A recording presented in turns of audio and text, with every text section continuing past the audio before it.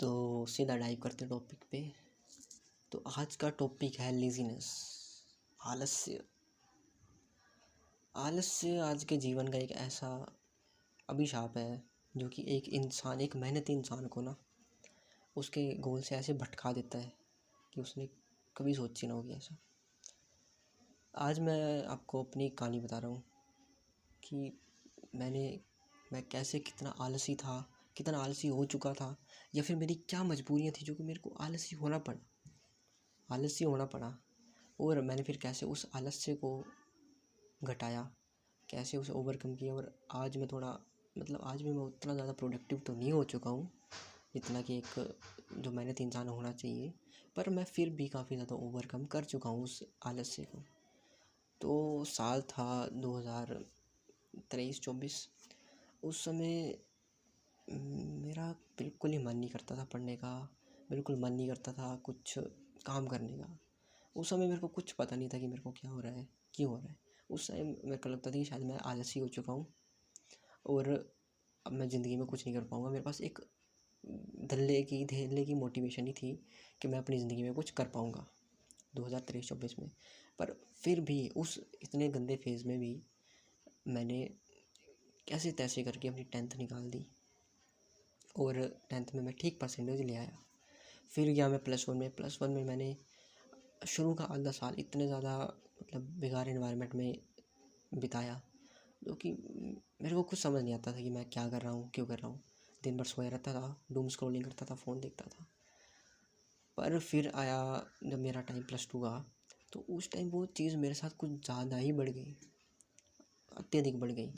और फिर उसे मैंने सोचा कि मैं थोड़ा इसे कम करूँ, और मैं कम करने के उपाय देखने लगा कि how to become more energetic, how to suppress laziness और ऐसे टॉपिक्स। पर वो जो टेक्निक्स थी उन्हें अपनाने के बाद भी मुझे उतना ज़्यादा फ़ायदा नहीं मिला। और उस टाइम मेरे आगे थे एग्ज़ाम। तो जब आप लेज़ी होते हो ना, उस टाइम आपको लगता है कि यार मैं क्या करूँ, कैसे करूँ इसको। और उस टाइम आपके घर वाले भी सोचते हैं कि ये इसकी खुद की गलती है, तो वो भी ताने मारते हैं। पर उस टाइम शायद मेरे दिमाग में पता नहीं कौन सा भूत आ गया, और अपने एग्ज़ाम से शायद मेरे अगर मार्च में एग्ज़ाम थे तो मैंने दिसंबर या जनवरी में अपना ब्लड टेस्ट करवा लिया। और एट दैट टाइम जब मैंने ब्लड टेस्ट करवाया, उसमें नंबर 1 मेरा विटामिन डी डेफिशिएंसी पर था। और मेरी रिपोर्ट्स थी थोड़ी ज़्यादा फ्लक्चुएटेड थी, थोड़ी ज़्यादा। तो जब वो विटामिन डी था मेरा काफ़ी कम था विटामिन डी। बल्कि जब वो विटामिन डी का टेस्ट लिया था उससे पहले मैंने विटामिन डी के गोलियाँ खाई थी, पर फिर भी वो इतना ज़्यादा कम था मेरा विटामिन डी कि वो उन गोलियों को खाने के बाद भी वो एक लेवल पर आया नहीं था। फिर जब वो मेरा टेस्ट हुआ उसके बाद मैंने डायग्नोज़ किया विटामिन डी का। मैंने हफ्ता भर डायग्नोज़ किया विटामिन डी, और हफ्ते भर में मेरे को इतना अच्छा रिज़ल्ट मिला, ऐसे लगा मेरी ज़िंदगी वापस आ गई है। और पर जब मैंने विटामिन डी, अब आप ये सोच मत लेना कि आप विटामिन डी लोगे और आपका जो लेज़ीनेस है वो ख़त्म हो जाएगी। विटामिन डी, सिर्फ विटामिन डी लेने से कुछ नहीं होता है।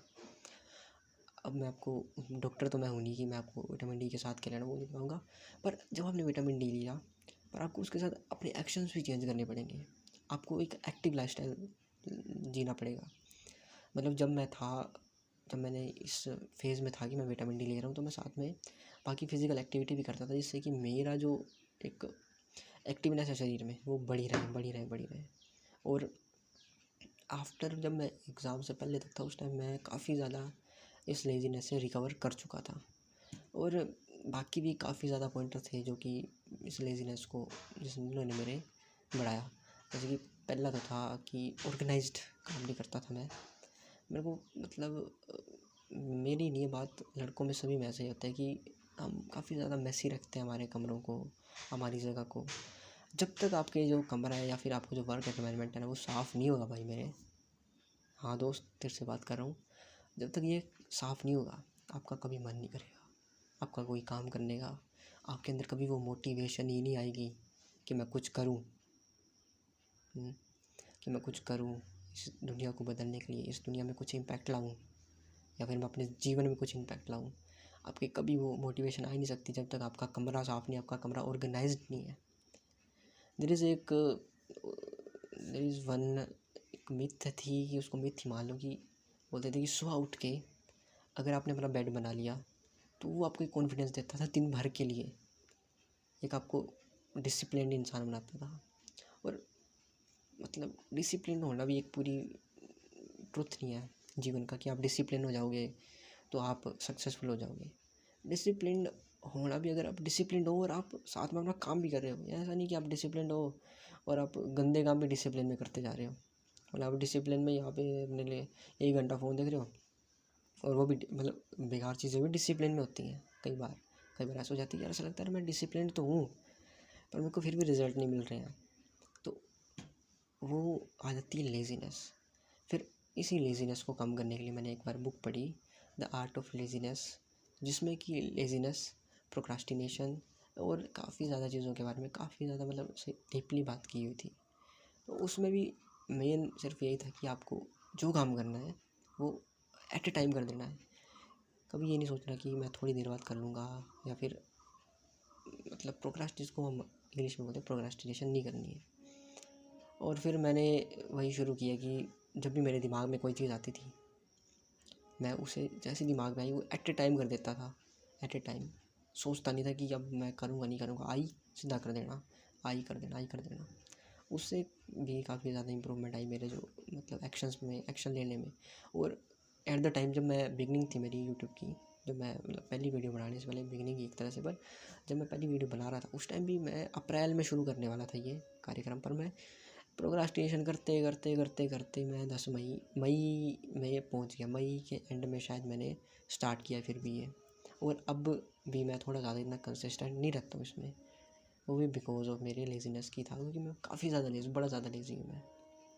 सो थैंक यू दोस्तों, अगर आपने यहाँ तक देखा है भाई मेरे सैल्यूट है भाई। कोई एडिटिंग नहीं हो रही इन वीडियोज़ में, कोई थंबनेल नहीं लग रहे हैं, पर आप फिर भी देखोगा अगर तो सैल्यूट है तेरे।